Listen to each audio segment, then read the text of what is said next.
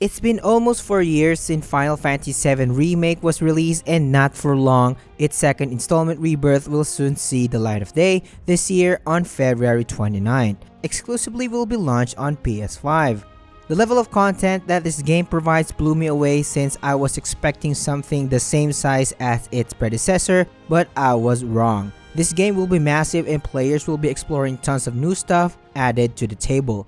I am the Samurai, and I will be breaking down the things that I learned from the demo after playing it for a couple of hours, and also all the key and latest features from its recent presentation. From character progression, combat, new features, all that fun stuff, so ultimately you can decide if this game is for you. Starting with the story and setting first. FF7 Rebirth continues the story introduced in Final Fantasy VII Remake. Rebirth will cover events from leaving Midgard to reaching Forgotten Capital as depicted in the original game to follow Sephiroth's tracks so the party can stop his menace. Rebirth's latest presentation confirmed that the story will start in the Grassland region after the events on Midgard. Now, if you are into its narrative and you play the remake, you will not be disappointed. According to the developers, we can enjoy at least 50 hours of the main story campaign and will be presented in cinematic storytelling like in Remake. Rebirth will feature even more high production scenes that will likely top off Remake's production. The developers have also mentioned that there could be possible alteration in the story, and if you are an original fan of FF7 like me, this could be a double-edged sword. If you play the remake, you know that the story may be changed, but we will see. I am not going to the details here to avoid spoilers, and I just want to mention that there is indeed a possibility. At this point, we are not sure if our actions in the game will affect or alter major events in the game, and I will dive into this later on. Now, diving into the gameplay, and aside from FF7 Remake and Rebirth's brilliant storytelling, this newest titles boast rich gameplay and tons of activities to engage with. Judging from what I've seen in Rebirth, it will be 3 or maybe 4 times larger compared to its predecessor in terms of character progression, side quests, activities, explorations, and more. I will be going over each of them so you will have an idea how big the scope of the game will be. Now, starting with character progression. If you played the remake, almost everything will be imported to Rebirth, so you already have an idea how character progression will be presented. Characters will be gathering XP as usual after killing enemies in the field. As they level up, they will enjoy more stats and be stronger in the process. Further, character customization will be pretty much the same compared to Remake. You will still be able to equip different weapons with different stats and equip different sets of materials, and these materials have their effects and progression as well, just like in the remake. Accessories will be returning here as well. Further customization can be done by equipping your characters with various accessories and tailoring them according to your playstyle. Judging by the size of Rebirth, we will be getting a crap ton of new weapons, accessories, and materials in the field. However, I want to focus on is folios. This is a new system introduced in Rebirth where players will be progressing through a special system that strengthens character bonds with one another. The more nodes you unlock, the more bonuses you can enjoy, like for example, new synergy abilities, which I will explain more later on. According to the developers, players can strengthen the party's bonds when they overcome adversaries. This is pretty much vague, and I think bond points can be increased after completing battles, just like experience points, but I am just speculating at this point. When the bond levels up, it provides the player with points that they can use to advance their folios. The good thing here is you do not need to worry about selecting the right upgrade paths or nodes, and the developers stated that you can reset them anytime. Now let's move on to combat. Pretty much combat is basically identical to Remake but sprinkled with pretty cool features. When I tried the demo, battles were still seamless across the field with no loading times. Overall, battle experiences are satisfying and impactful, just a good old action role-playing combat that we'll love in the remake. You will still have your special stances or special abilities that each character has, or what makes them unique skills to play and customize with, and more. It seems to me that they imported the most perfect combat of the remake to Rebirth and added more engaging stuff with it. You can feel the impacts of each hit satisfyingly. Sound design and effects were revamped, and players who played the remake will notice that there were animations that were changed. What I am curious about are synergy attacks and abilities. These are brand new features added to the combat where characters will have their unique attack combinations and abilities. This is huge since State of Play and the demo has shown good samples of it, and it is clear that Square Enix paid a lot of attention to this one. Sick animations, sick executions, you name it. Especially when they managed to team up with Sephiroth in the demo. Players will have the access to synergy skills that are called Dual Blade Dance, where Cloud and Seph will attack the target with a flurry of slashes together. You also have Void Shatter, where Sephiroth will buff Cloud's Buster Sword to make it even bigger, and Cloud will do a strong overhead smash. Synergy skills does not eat up ATB charges as well, so take note of that. Players can seamlessly weave in these badass moves to their combos without any requirement.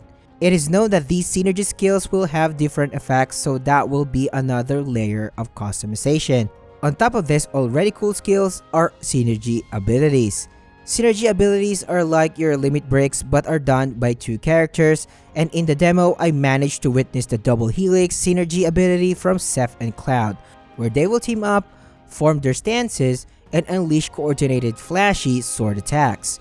One thing that I noticed is how intricately and flashy the synergy ability was presented. They have this cinematic approach which made it even more satisfying. These are just one of many synergy abilities and skills that can be unlocked in the game, and I can't wait to see more since players will have a plethora of options since you have a handful of characters to play with. Moving on to level progression. This is where the majority of production went into, and one can clearly see that this aspect is one of their main focus. Essentially, the world is now accessible and it is pretty huge. They divided the world into regions and each of them has its unique feel and design, so exploration will be a treat. State of Play confirmed the following regions: Grasslands, Juno region, Coral region, Gongaga region, Cosmo Canyon region, Nibel region, Meridian Ocean, and possibly more. Each of these regions will have its own side things to find, like secret lairs, hidden sanctuaries that possibly hold more summons, and strong upgrades or equipment. Now if you are exploring, like for example a hidden lair or a sanctuary, each instance will be straightforward and you will be following a set of objectives to progress. When I explored Mount Nibel in the demo, the level was still straightforward and I expected it would be the same as other standalone instances. You will be finding hidden treasures while traversing a specific instance, just like in the remake. Getting lost is not possible, but players will have a lot of mini puzzles to solve to progress. Chadley, on the other hand, will also be with you in this grand endeavor and he will task you to advance world intel, which is a new feature in Rebirth. His research is tied to your current world progress, and as you explore these various regions, you will be activating a kind of a special tower or satellite that will uncover a portion of the map every time you do so.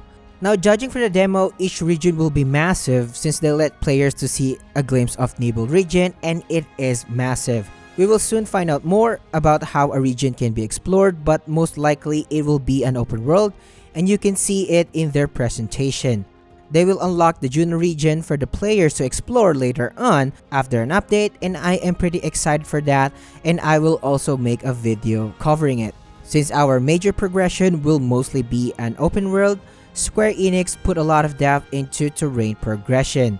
Players can now interact with their environment like wall and rock climbing, cool building parkours, mountain hiking, and more. What excites me is each character has their unique ways of interacting with their surroundings.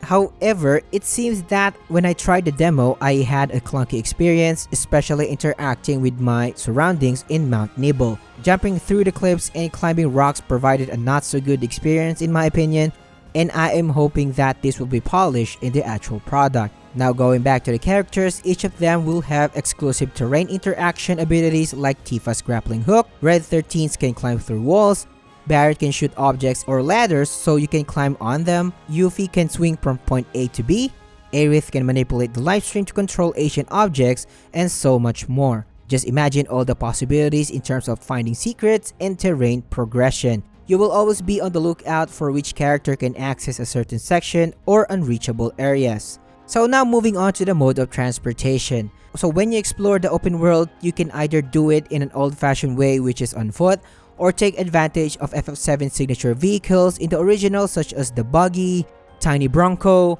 chocobos, and more. I just couldn't believe at first that it would be this big, and I think fast traveling will be unlocked as well at some point. The ones that I mentioned are just the main ones, and we can see that there will be other vehicles that we can take advantage of when exploring the planet. Moving on to story progression. As I have mentioned earlier, it could be possible that the main events of the story will be altered at some point, but this is just speculation as of now. But your choices will certainly impact some of the small events and outcomes in the game, like who you will date in Gold Saucer just like in the original, or outcomes to show different costumes or different lines.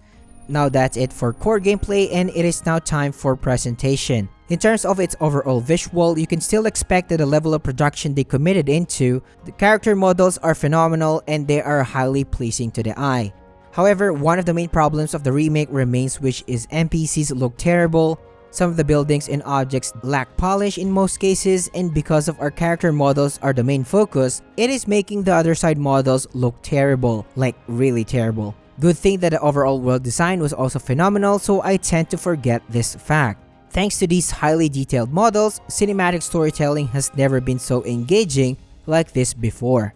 However, in terms of UI, I kinda miss the old menu in the remake, since the menu will now show 3D models like in FF15.